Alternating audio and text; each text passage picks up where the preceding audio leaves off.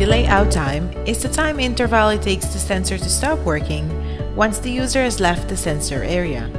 In faucets and showers, delay out time close to zero will save more water, while an increased delay out time will make the user experience more comfortable.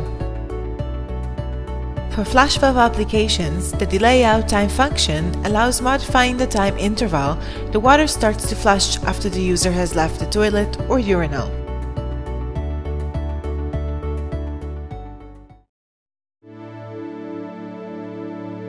Press the delay out button. Make sure that the sensor is in adjusting mode and press plus a few times to increase the delay out time or minus to reduce it.